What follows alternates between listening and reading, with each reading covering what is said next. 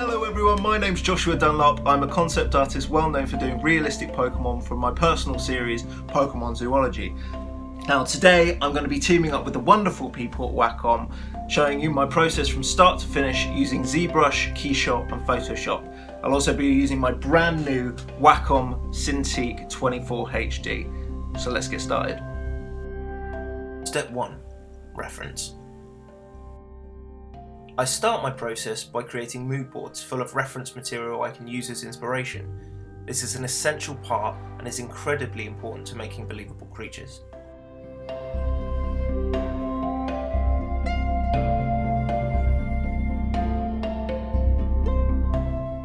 Step 2. Sketching. Next, I rough out my ideas, trying different looks, shapes and textures. I always try to figure out how the creature moves and functions as a living animal, as it really helps sell it in the final image. Step 3. Composition. Once I have a basic rough design that I'm happy with, I start to think about how it might fit into a scene, what environment it might live in, and how to show off its best features. Step 4. Zbrush.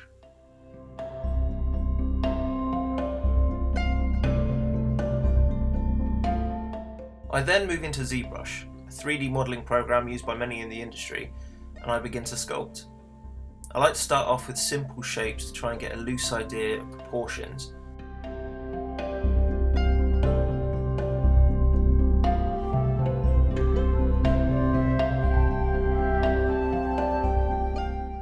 I tend to use Z-spheres to build up the main shape of the body, and this way I can figure out the right pose before moving into any detail.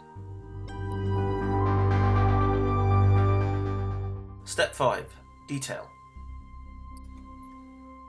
I use a combination of alphas and brushes to create detail on my model. I generally build up a variety of different textures to get what I'm after, starting with large loose ones and finishing with tight detailed ones, layering them up like a painting.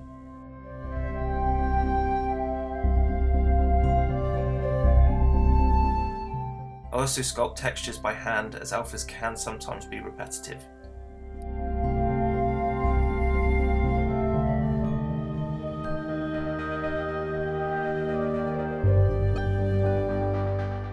Step 6. Colour. I polypaint my models in Zbrush, starting with the simple base coat. This gives you a nice canvas to paint onto and gives an illusion of highlights and shadows.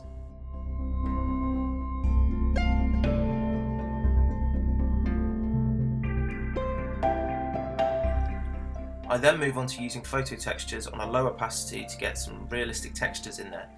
This mainly works for things like stone, fur, skin, but not so much for uniform things like scales or feathers.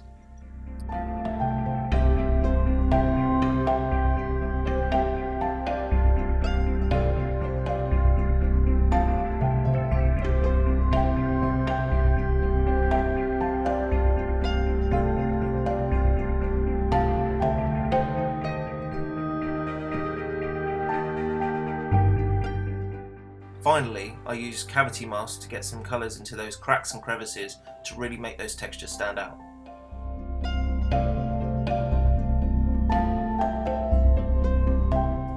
Step 7. Keyshot. Using Keyshot Bridge, I transfer the model into Keyshot, a wonderful rendering software that allows you to create believable lighting and material effects in real time. I start by playing with the materials, making sure that the stone reacts to light properly so it doesn't look like a plastic model. Once the materials are done, I begin to light it using a combination of HDRIs and sphere lights. I finally pose it, saving out a few camera angles until I find the one I like, and then I render out a variety of passes.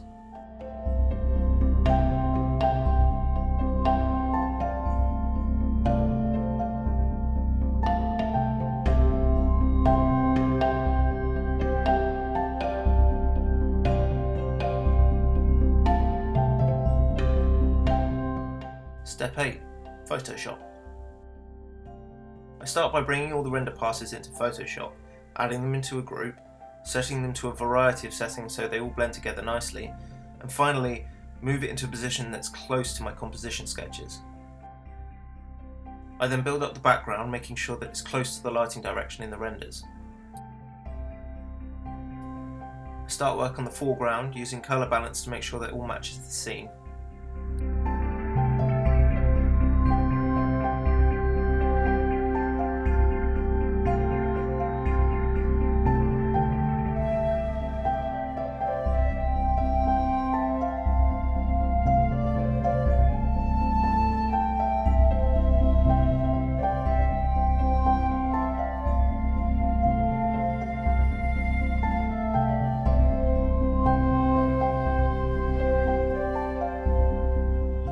Here I add in some of the detail. I wanted it to look like it just lifted its head from beneath the sand, so I wanted lots of sand to be falling from its back. A big rule for me is don't be precious. Don't be afraid to cover up detail if it aids the overall scene. The great thing about models is that you can reuse them over and over again in scenes in the future.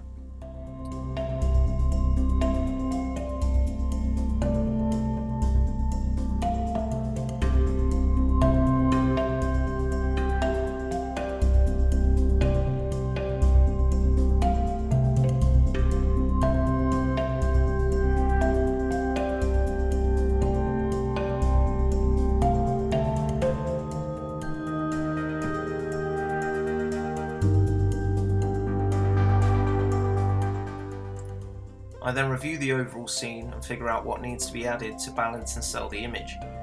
So I add directional light and shadow to set it in the scene, a colour contrast in the background with the hills, some clouds to break up the sky, some elements in the foreground to show off its size, and then I use levels to balance out the contrast.